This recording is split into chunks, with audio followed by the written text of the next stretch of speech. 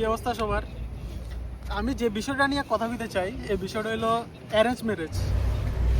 আমি বুঝলাম সভ্যতার শুরুতে মানুষ রিজিয়নের সাথে এক রিজিয়নের সাথে আরেক রিজিয়নের ফাইট হইতো, যার কারণে মানুষ নিজেদের মধ্যে বিয়া করতো, যেটা বর্তমানে অ্যারেঞ্জ ম্যারেজ কয় আর কি।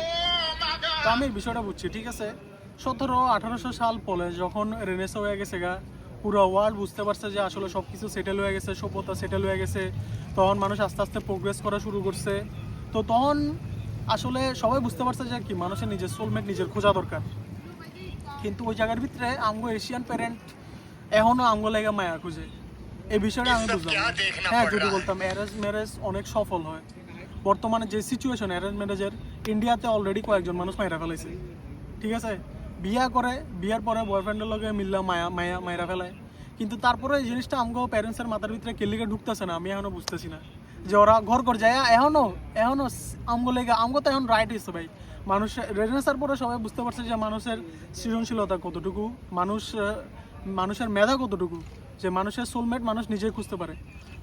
এক্সাম্পল, মানুষ ব্যতীত গরু, ছাগল, বেড়া, কুত্তা, বিলাই, যত স্পিসিস আছে সবাই সবার নিজের মেটিং পার্টনার নিজেরা খুঁজে। কিন্তু মানুষের ক্ষেত্রে বিশেষ করে আমগো এশিয়ান প্যারেন্ট, আমগো ইন্ডিয়া, পাকিস্তান, আফগানিস্তান যারা আছে, ঘর যায় নিজের পোলা লেগা ভার্জিন মায়া খুঁজে।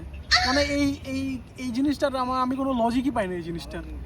তো তোরা আমারে ক আসলে মানে এই জিনিসটার পিছনে লজিকটা কি? মানে যদি কইতাম হ্যাঁ যে অ্যারেঞ্জ ম্যারেজ আসলে সফল, যে মানুষ আসলে লাইফ টাইম একটা সুখী জীবনযাপন করতেছে, ঠিক আছে, 90s-80s ঠিক আছিল, মানুষে মানে সহ্য করতো, অথবা যেভাবে হোক আমগো বাপ মা যেভাবে জীবনটা কাটাই ফেলেছে ওরকম কাটাই ফেলাইতো।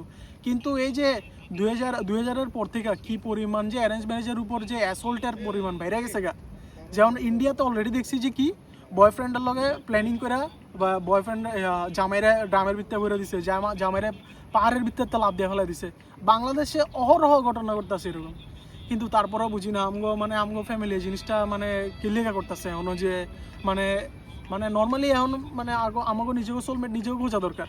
এই জিনিসটা মানে এখনো কিলিকা আমগোর ভিতরে আইতাছে না, আমি এটা বুঝি না।